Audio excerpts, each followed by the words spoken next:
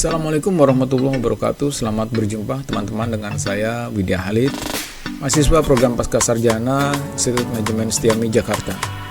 Dalam kesempatan kali ini izinkan saya untuk mempresentasikan video tentang Undang-Undang Nomor 17 Tahun 2003 tentang keuangan negara.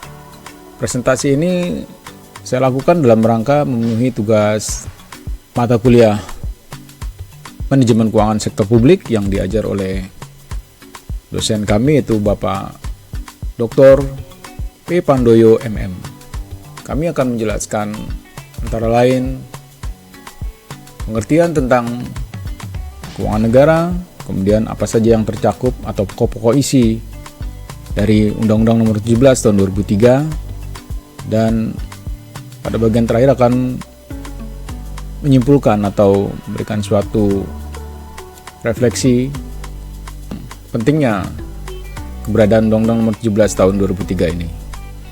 Dapat saya tambahkan juga bahwa video ini merupakan satu rangkaian dengan video berikutnya yang akan dibawakan oleh rekan kami, Saudari Wenti Kurniawi, yang akan membahas tentang Undang-Undang Nomor 1 Tahun 2004 tentang perbendaharaan. Pengertian dari keuangan negara dalam Undang-Undang Nomor 17 Tahun 2003 ini adalah segala hak dan kewajiban pemerintah yang terkait dengan uang dan barang, atau segala sesuatu yang terkait dengan uang barang yang dapat dimiliki oleh pemerintah. Dalam hal ini mempunyai banyak hubungan administrasi, hubungan keuangan yang dijalankan dengan penuh kehati-hatian dalam rangka mengelola keuangan negara dan aset-aset yang dimiliki oleh negara. Untuk itu, di dalam undang-undang ini telah ditunjuk siapa saja yang menjadi aktor atau pelaku utama atau mereka yang memiliki kewenangan dan tanggung jawab dalam menyusun, mengelola, dan mengambil kebijakan-kebijakan yang terkait dengan keuangan negara.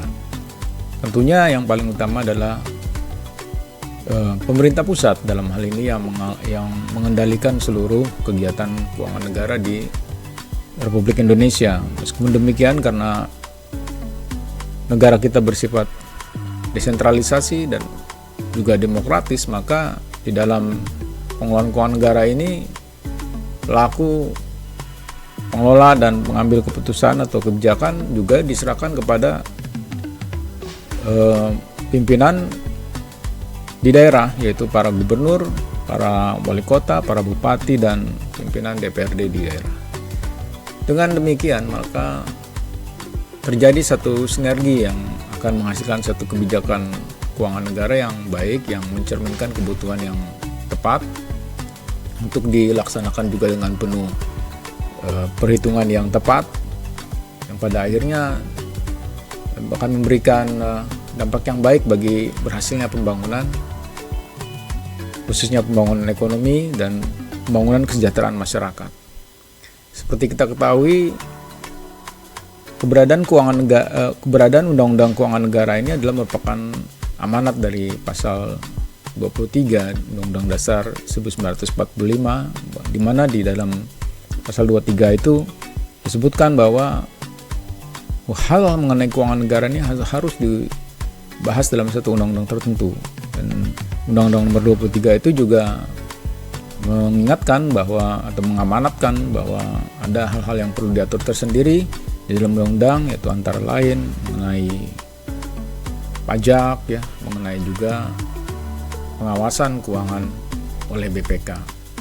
Nah, untuk itu kita lihat bahwa cakupan dari pokok-pokok isi Undang-Undang Keuangan Negara ini memang mencakup berbagai kegiatan yang utamanya adalah antara lain tadi, yaitu yang saya sebutkan sebelumnya, pembagian wewenang dari pemerintah pusat, dari pemerintah daerah, juga siapa saja yang berhak atau mempunyai wewenang di jajaran pemerintahan untuk mengelola dan menjalankan kebijakan keuangan ini, antara lain mulai dari presiden, kemudian menteri keuangan, kemudian pimpinan-pimpinan dari kementerian, kemudian juga pimpinan-pimpinan di daerah ya, gubernur, wali kota dan sebagainya, juga bagaimana hubungan pemerintah dengan negara lain ya terkait dengan keuangan, dan juga hubungan pemerintah pusat dan dengan BUMN ya, pemerintah daerah dengan BUMD dan seterusnya. Nah, kita lihat bahwa di sini banyak sekali pihak yang terkait ya, sehingga diharapkan mereka mengerti benar bahwa azas-azas utama dalam pengelolaan keuangan negara itu adalah harus transparan, harus profesional dan harus akuntabel ya. Dilaksanakan dengan penuh tanggung jawab ya. Misalnya dalam penyusunan APBN ya, anggaran pendapatan belanja negara itu memang di tingkat pusat itu pertama kali diajukan oleh presiden melalui pidato kenegaraan ya di tanggal 16 Agustus di DPR. Baru kemudian nota keuangannya diserahkan kepada DPR untuk dibahas bersama-sama dengan pemerintah. Dalam hal ini adalah Menteri Keuangan. Nah, di level daerah juga demikian ya, pimpinan pemerintahannya itu gubernur, wali kota dan sebagainya itu mengadakan pembahasan bersama tentang APBD itu bersama dengan DPRD, dan disinergikan antara APBN dengan APBD itu disinergikan ya. Jadi mengingat pemerintah juga mempunyai kewajiban untuk tetap memberikan transfer dana ya ke daerah, dan juga harus bersinergi. Jangan sampai nanti besarannya antara pendapatan dan belanja itu tidak match atau tidak cocok ya, karena ini terkait juga dengan berbagai dampaknya ya, misalnya inflasi, deflasi dan sebagainya. Dan untuk itu juga Menteri Keuangan juga mempertimbangkan berbagai hal lain seperti kebijakan mengenai pengambilan pajak, ya, pemungutan pajak, ya, kebijakan untuk melakukan peminjaman uang dan sebagainya, itu diatur di dalam undang-undang ini supaya bisa dilaksanakan dengan profesional dan bertanggung jawab. Terkait dengan profesionalisme dan tanggung jawab ini juga di dalam Undang-Undang Keuangan Negara ini dicantumkan juga bab mengenai sanksi pidana dan sanksi administrasi, sehingga diharapkan tidak terjadi ya pelanggaran-pelanggaran hukum dan pelanggaran administrasi, sehingga semua berjalan dengan baik dan aman. Nah, teman-teman sekalian, begitu luas ya cakupan dari kegiatan keuangan negara ini dapat dibagi dalam subbidang 3 minimal, dalam paling tidak dalam 3 subbidang, yaitu subbidang moneter, subbidang fiskal, dan subbidang keuangan lainnya yang disahkan.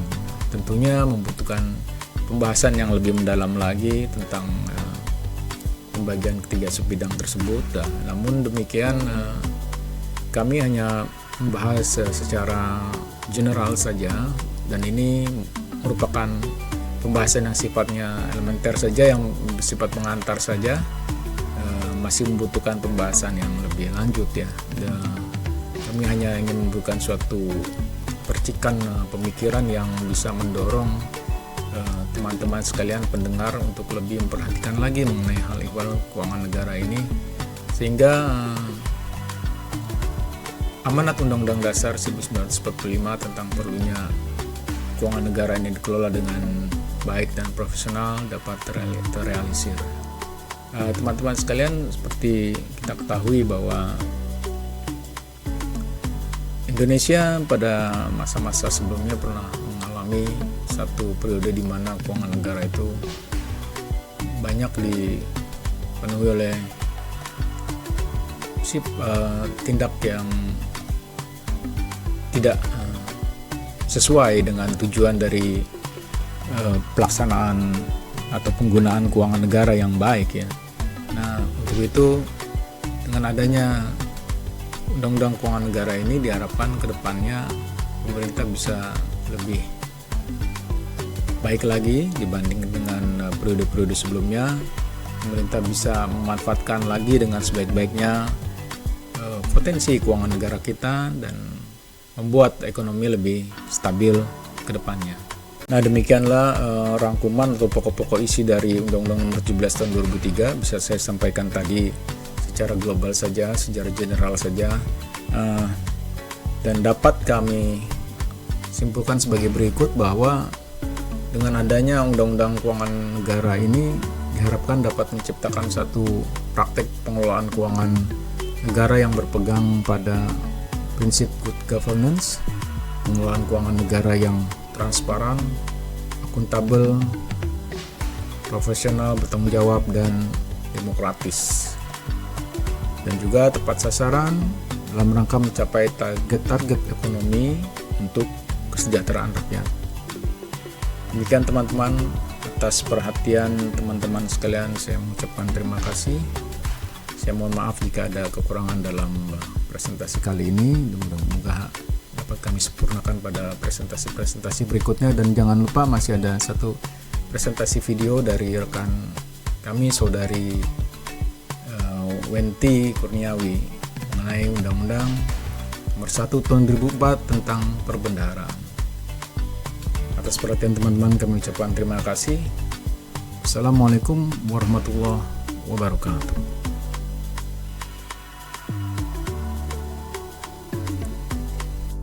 Sejarah Bendahara pasca Undang-Undang Nomor 1 Tahun 2004.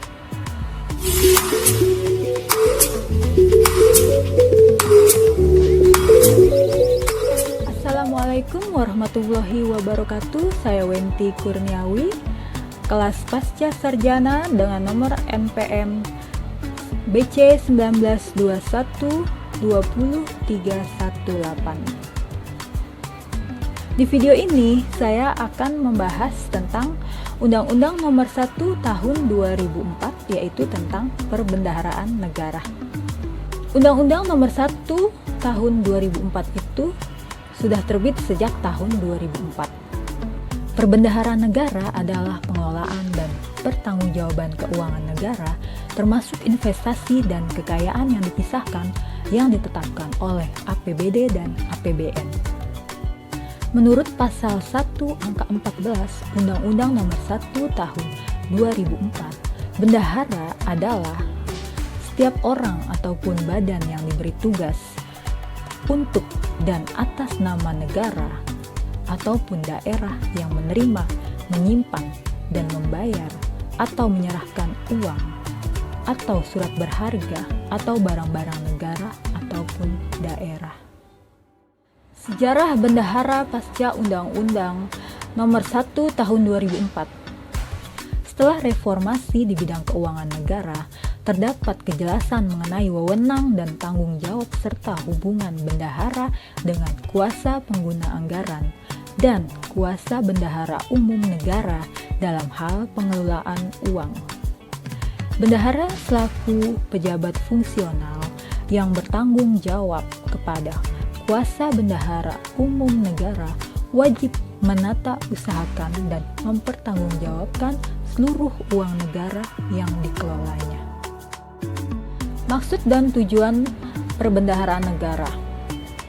Maksud dan tujuannya adalah memberikan landasan hukum di bidang administrasi keuangan negara, mendisiplinkan peraturan hukum di dalam hal pengelolaan keuangan negara, dan menghilangkan penyimpangan dalam bidang administrasi keuangan negara, tentunya yang berkesinambungan sesuai aturan pokok yang ditetapkan oleh Undang-Undang Dasar 1945 dan Undang-Undang Nomor 17 Tahun 2003.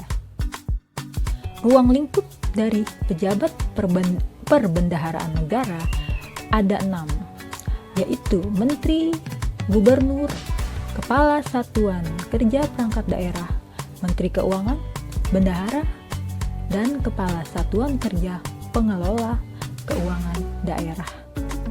Fungsi dari perbendaharaan negara yaitu untuk perencanaan kas yang baik, pemanfaatan ideal kas untuk meningkatkan nilai tambah sumber daya keuangan, dan pencegahan agar tidak terjadi kebocoran dan penyimpangan, serta pencarian sumber-sumber pembiayaan yang paling murah.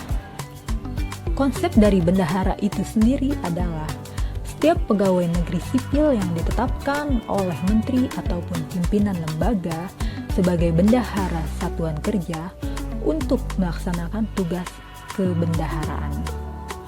Tugas kebendaharaan meliputi menerima, menyimpan, membayar, atau menyerahkan dan mempertanggungjawabkan uang atau barang yang berada di bawah pengawasannya. Dalam melaksanakan tugasnya, wajib melaksanakan atau menyelenggarakan pembukuan atas uang yang dikelolanya dan membuat laporan pertanggungjawaban. Kedudukan dari bendahara itu sendiri adalah bendahara wajib menolak permintaan bayar yang tidak disertai bukti pengeluaran yang sah. Bendahara bertanggung jawab secara pribadi. Bendahara dibatasi dalam kegiatan perdagangan.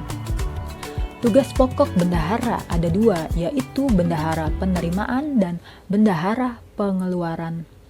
Masing-masing itu mempunyai tugas pokok yang hampir sama, cuman bedanya di bendahara penerimaan itu dia lebih mempertanggungjawabkan uang pendapatan negara, sedangkan bendahara pengeluaran adalah mempertanggungjawabkan uang untuk keperluan belanja negara. Baik teman-teman, itu saja video kali ini tentang Undang-Undang Nomor 1 Tahun 2004. Wassalamualaikum warahmatullahi wabarakatuh.